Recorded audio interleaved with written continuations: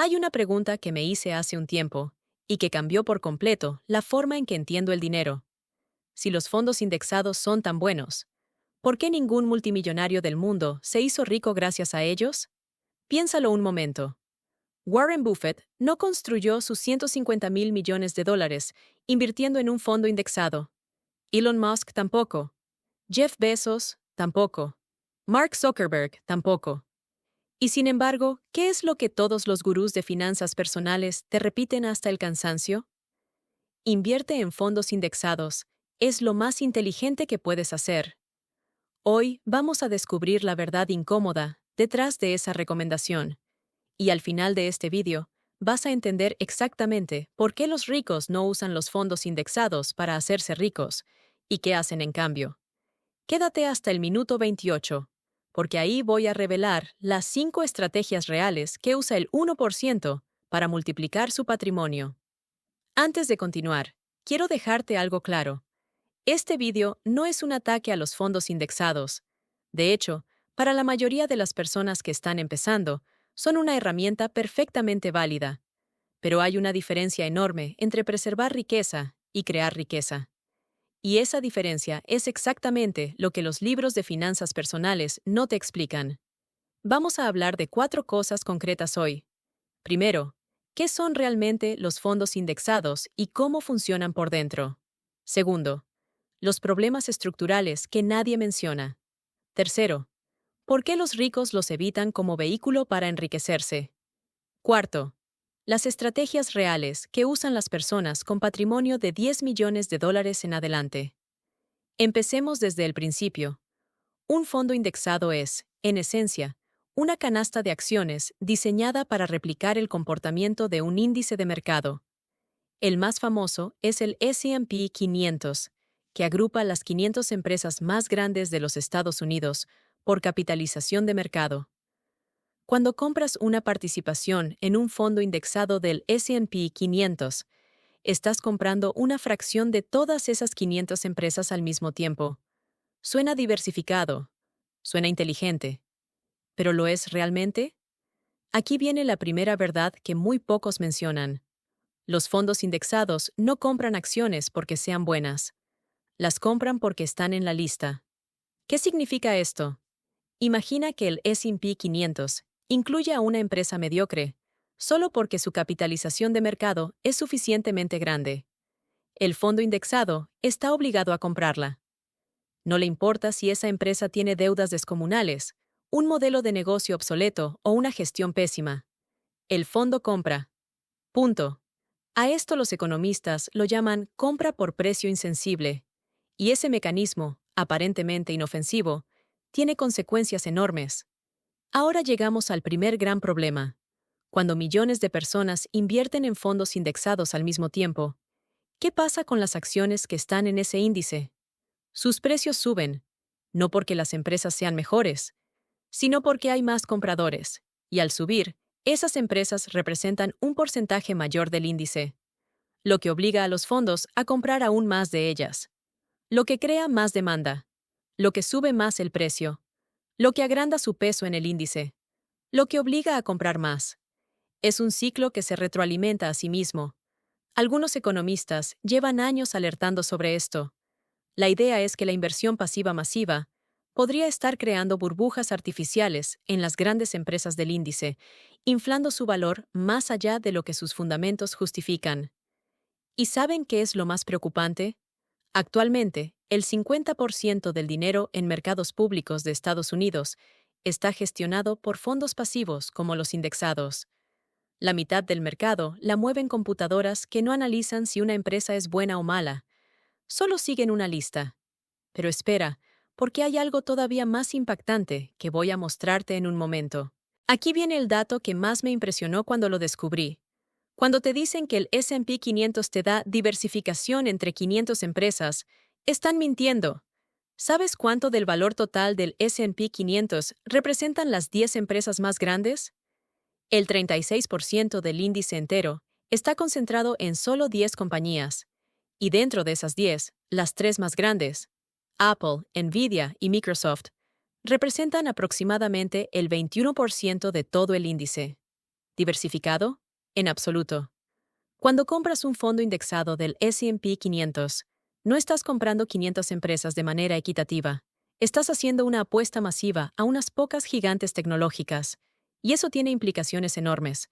¿Recuerdas la burbuja.com del año 2000? Las empresas tecnológicas representaban una concentración similar. Cuando el sector colapsó, el S&P 500 cayó un 49%. ¿Y la crisis de 2022? Las mismas grandes tecnológicas cayeron 40, 50, 60%. Cada vez que esas pocas empresas estornudan, tu fondo diversificado se resfría gravemente. Ahora hay algo más que quiero mostrarte. Algo que tiene que ver con los directores ejecutivos de las grandes corporaciones y cómo manipulan el sistema para entrar en estos fondos. Esto es algo de lo que casi nadie habla. ¿Sabes cómo afecta la existencia de los fondos indexados al comportamiento de los directores ejecutivos de las grandes empresas? Piénsalo de esta manera. Si eres el CEO de una empresa pública, tu sueldo, tus bonos y tu seguridad laboral dependen en gran medida del precio de las acciones de tu compañía. Y hay dos maneras de mantener ese precio alto. Opción 1. Construir un negocio genuinamente excelente con buenos productos, buenas finanzas, buena gestión. Opción 2. Asegurarte de que tu empresa sea lo suficientemente grande o esté lo suficientemente bien posicionada para que BlackRock, Vanguard, State Street y Fidelity, los cuatro gigantes que gestionan la mayoría de fondos indexados del mundo, te incluyan en sus fondos. Porque una vez que entras en esos fondos, millones de compradores automáticos empujan el precio de tu acción hacia arriba cada semana, con cada nuevo aporte que hacen inversores de todo el mundo. ¿El resultado? Algunos ejecutivos están tomando decisiones de negocio basadas en cómo va a reaccionar el algoritmo de un fondo indexado, no en lo que realmente es mejor para la empresa a largo plazo. Un ejemplo real.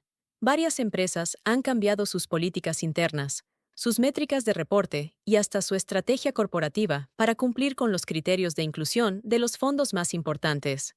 ¿Esto está bien? Absolutamente no. ¿Está pasando? Absolutamente sí. Y todo esto viene de un sistema de inversión que se presenta como neutral, pasivo e inocente. Pero aquí viene la parte más importante del vídeo. El concepto que los ricos entienden y que muy pocos inversores comunes conocen. Una de las razones principales por las que los fondos indexados se han vuelto tan populares es su bajo costo. El famoso Vanguard S&P 500 cobra solo el 0.03% anual en comisiones. Es casi nada. Pero ¿qué pasa con los costos que no aparecen en el folleto? El economista Ben Felix, uno de los investigadores más rigurosos en el mundo de la inversión, publicó un análisis que perturbó a mucha gente en el mundo financiero. Sus hallazgos. Los fondos indexados incurren en tres tipos de costos ocultos que se producen cada vez que el índice cambia su composición y el fondo necesita comprar o vender acciones. Costo número 1. Selección adversa. Cuando una empresa emite nuevas acciones para recaudar capital, lo hace cuando considera que sus acciones están sobrevaloradas. Es el mejor momento para vender. ¿Y quién compra esas acciones? Los fondos indexados, que están obligados a hacerlo, sin importar el precio. Costo número 2. Impacto de precio o el efecto inclusión. Cuando se anuncia que una empresa va a entrar al S&P 500, su precio sube inmediatamente. ¿Por qué?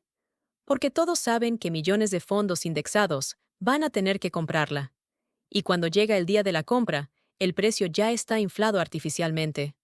Costo número 3. Reversión a la media.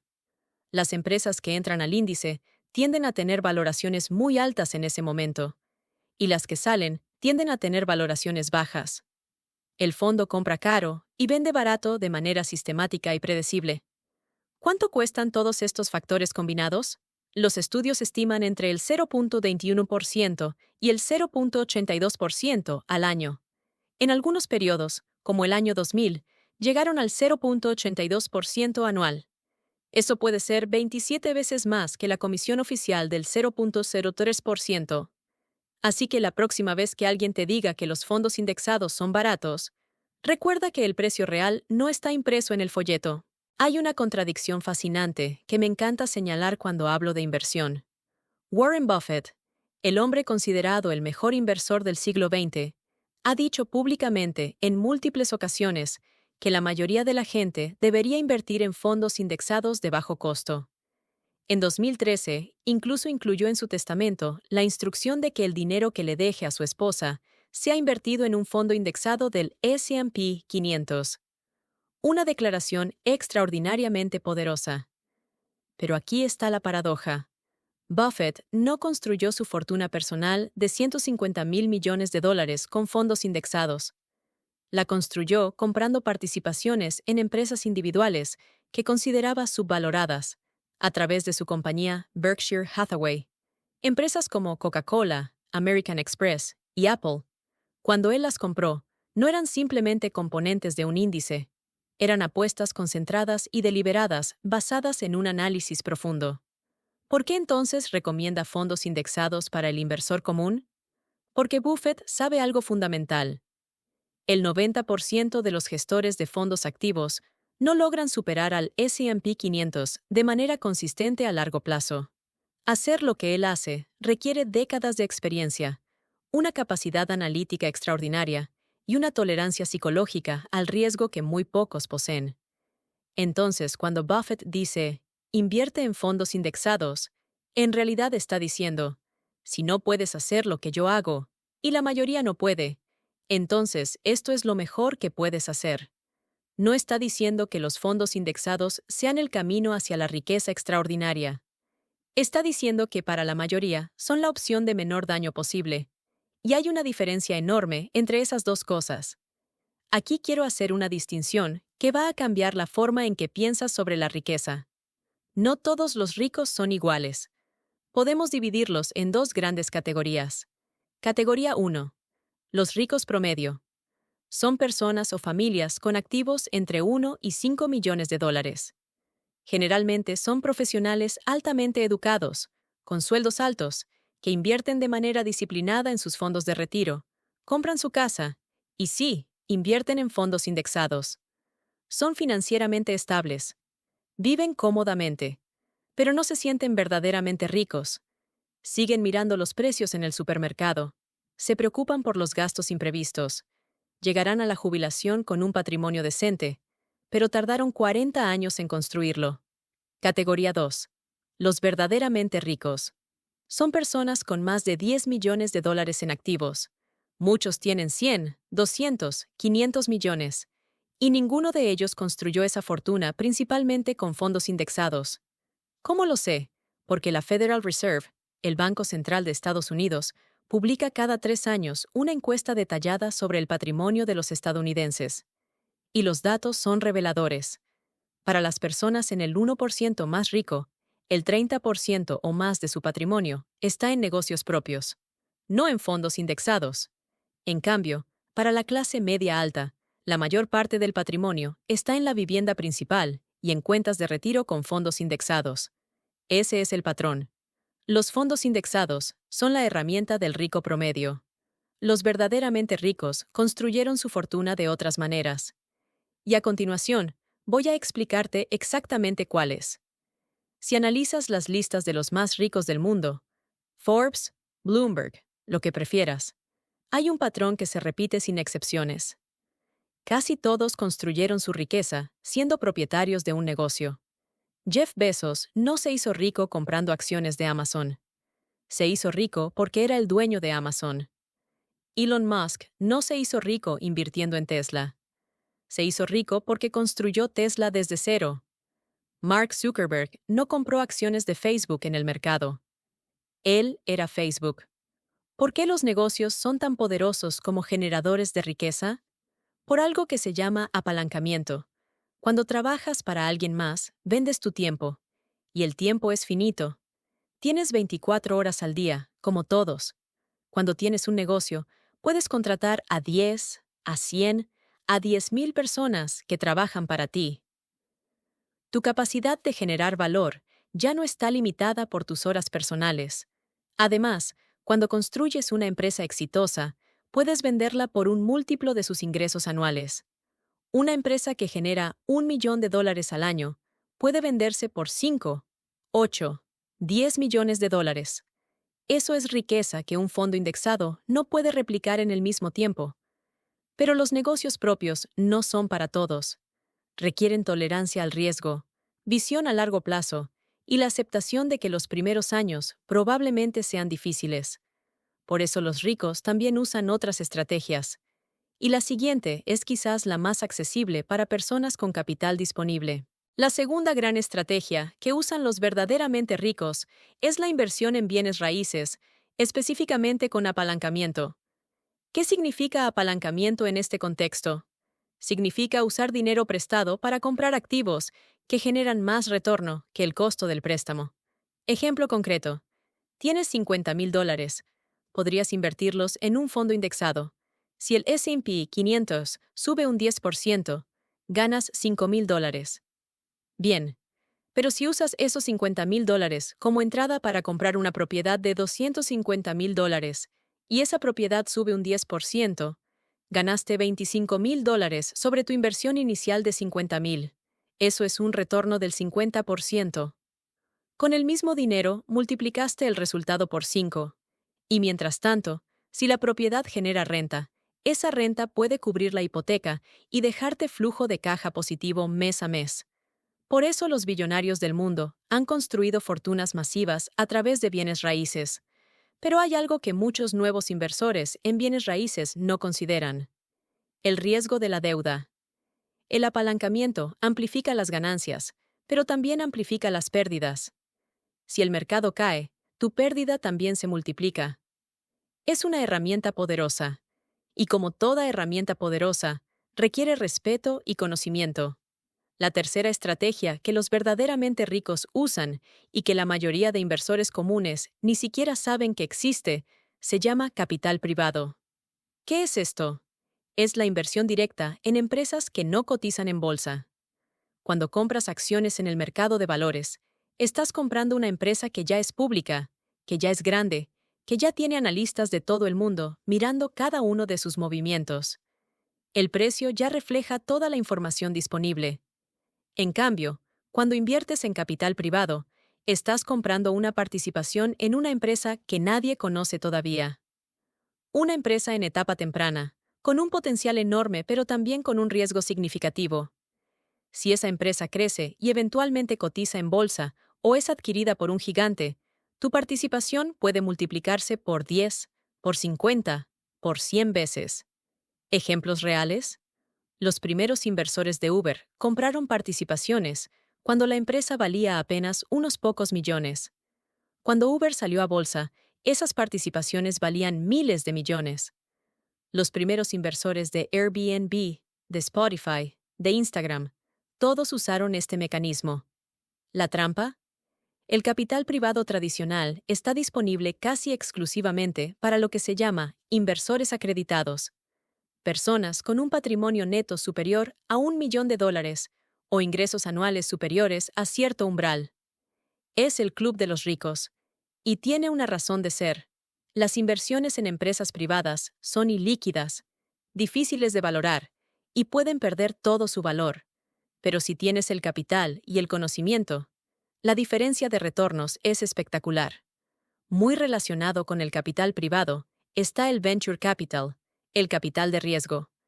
Esta es la estrategia de apostar a empresas en sus primeras etapas, muchas veces cuando son apenas una idea o un producto mínimo viable. El modelo es así: de cada 10 inversiones, 7 van a fracasar completamente, 2 van a retornar el dinero invertido, y 1 va a ser un éxito tan masivo que compensa todo lo demás. Es una estrategia de portafolio diseñada para encontrar el próximo Google, el próximo Facebook, el próximo Tesla. ¿Cuánto puede ganar ese uno ganador? Andreessen Horowitz invirtió en Airbnb cuando la empresa estaba valorada en apenas $2.5 millones. Cuando Airbnb salió a bolsa en 2020, esa inversión valía más de $1,500 millones, una multiplicación de 600 veces. ¿Alguien ha logrado eso con un fondo indexado? Definitivamente no. Ahora, claramente, esto no es una estrategia para alguien que está empezando con el $1,000. Es para personas e instituciones con capital significativo y tolerancia al riesgo extremo. Pero el punto es este: Los verdaderamente ricos entienden que la riqueza real se construye con riesgo concentrado y deliberado, no con diversificación masiva y pasiva. Aquí llegamos al punto más controvertido de todo el video, y quiero que pienses en esto con mucho cuidado. Imagina que es el año 1997. Amazon acaba de salir a bolsa. Jeff Bezos tiene una librería online que vende libros. Nadie sabe todavía que Amazon va a convertirse en la empresa más valiosa del mundo. En ese momento, una acción de Amazon costaba $18. Si hubieras invertido $10,000 en Amazon en 1997, todo tu dinero, una apuesta concentrada, hoy tendrías más de $30 millones. Con fondos indexados, ese mismo dinero sería aproximadamente $180,000 hoy. La diferencia es de 167 veces. ¿Ves el patrón? La riqueza extraordinaria casi siempre viene de apuestas concentradas en momentos donde la mayoría tiene miedo. Pero aquí hay algo muy importante que debo aclararte. Espera, antes de que salgas corriendo a vender tus fondos indexados y apostar todo a una sola empresa, tengo que darte el otro lado de la historia. Y es igual de importante. De cada 100 personas que intentan hacer lo que hizo Jeff Bezos, apostar todo a una empresa concentrada, ¿cuántas tienen éxito? La respuesta honesta, muy pocas. Por cada Amazon que se convierte en gigante, hay miles de empresas que prometían lo mismo y quebraron. Por cada persona que compró Apple en 1997, cuando Steve Jobs regresó a la empresa y la salvó de la quiebra, hay 1,000 personas que compraron Pets.com, Webvan o WorldCom durante la burbuja.com y perdieron absolutamente todo. El problema con las apuestas concentradas es que requieren dos cosas simultáneas, que son brutalmente difíciles de tener. Primero, tener razón en la selección, elegir la empresa correcta entre miles. Segundo, tener la fortaleza psicológica para aguantar. Amazon cayó 95% durante la burbuja.com. ¿Tú hubieras aguantado ver tu inversión de $10,000 convertirse en $500 antes de que se recuperara? La mayoría no lo haría. Y ahí está la razón profunda por la que Buffett recomienda los fondos indexados para la mayoría. No porque sean el mejor vehículo, sino porque la mayoría de personas no tienen ni el conocimiento ni la psicología para hacer algo mejor de manera consistente. Si todo lo que te he contado hasta ahora te ha generado más preguntas que respuestas, es normal, porque la realidad de la inversión es compleja. Pero déjame darte un marco simple para pensar en tu situación personal. Pregunta número 1 que debes hacerte. ¿Cuál es tu objetivo? Si tu objetivo es llegar cómodamente a la jubilación con un patrimonio decente, sin sustos, sin dedicarle mucho tiempo a la gestión de inversiones, entonces los fondos indexados son una excelente opción para ti. No perfecta, pero excelente. Si tu objetivo es construir riqueza significativa, estamos hablando de 10, 20 millones de dólares, en un horizonte de 15 a 20 años, probablemente necesites estrategias adicionales. Pregunta número 2. ¿En qué etapa estás? Si estás empezando, con poco capital, el camino más inteligente es construir capacidad de ahorro, desarrollar habilidades que generen ingresos altos y sí, usar fondos indexados como base mientras aprendes. Si ya tienes un capital base y quieres acelerar, entonces empieza a explorar bienes raíces, empresas propias o participaciones en negocios privados. Pregunta número 3. ¿Cuánto riesgo puedes realmente tolerar? No el riesgo teórico, el riesgo real, el que sientes en el estómago cuando ves que tu cuenta cayó un 30% en un mes. Si ese escenario te genera ansiedad insoportable, probablemente las estrategias concentradas no son para ti. Sé exactamente qué preguntas tiene mucha gente en este punto del vídeo. Las he escuchado cientos de veces. Primera objeción, pero el 90% de los gestores activos no supera al índice. ¿No prueba eso que los fondos indexados son mejores? Esta estadística es real y es importante, pero la conclusión que muchos sacan de ella es errónea. Que la mayoría de gestores activos fracasen no significa que toda gestión activa sea inferior. Significa que la mayoría de gestores activos son mediocres o están cobrando demasiado por sus servicios.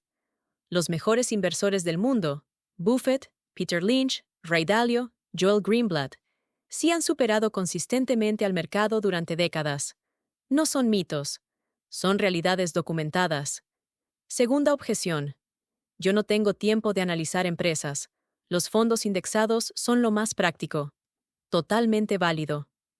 Para alguien con un empleo de tiempo completo, obligaciones familiares y poca experiencia en análisis financiero, la inversión pasiva indexada es una solución razonable y digna. No es el camino a la riqueza extraordinaria, pero sí es un camino a la estabilidad financiera. Tercera objeción.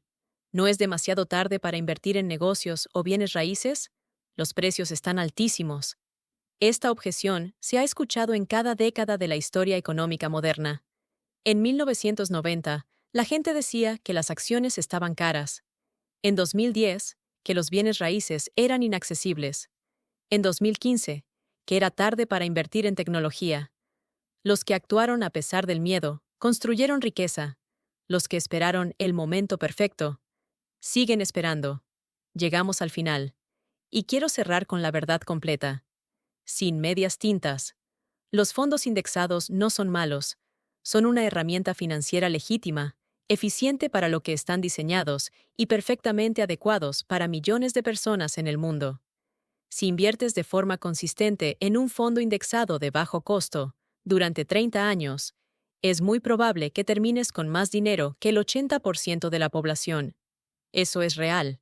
Eso es valioso. Pero si tu objetivo es una riqueza extraordinaria, si quieres libertad financiera antes de los 60, si quieres cambiar el destino económico de tu familia de manera fundamental, entonces los fondos indexados son el punto de partida, no el destino final. Los ricos los evitan como motor de crecimiento, no porque sean estúpidos, sino porque entienden algo que nadie les enseña en la escuela. La riqueza real se construye creando valor, no solo capturando el retorno promedio del mercado. Se construye siendo dueño de algo productivo. Una empresa. Una propiedad que genera renta. Una participación en el crecimiento de alguien más. La diferencia entre preservar riqueza y crear riqueza es el conocimiento, el riesgo deliberado y el tiempo que inviertes en entender aquello en lo que pones tu dinero. Eso es exactamente lo que los ricos hacen. Y ahora tú también lo sabes. Si este vídeo te abrió los ojos sobre algo que no sabías, te agradezco enormemente que hayas llegado hasta aquí. Eso significa que eres exactamente el tipo de persona que se toma en serio su educación financiera. Si quieres seguir aprendiendo, tengo más videos donde exploro estrategias de inversión que muy pocos canales en español están hablando todavía. ¿Ya invertías en fondos indexados antes de ver este video? ¿Cambió algo en tu forma de pensar? Cuéntame en los comentarios. Y si consideras que este contenido puede servirle a alguien que conoces, compartirlo es la mejor manera de apoyar este canal. Hasta el próximo video.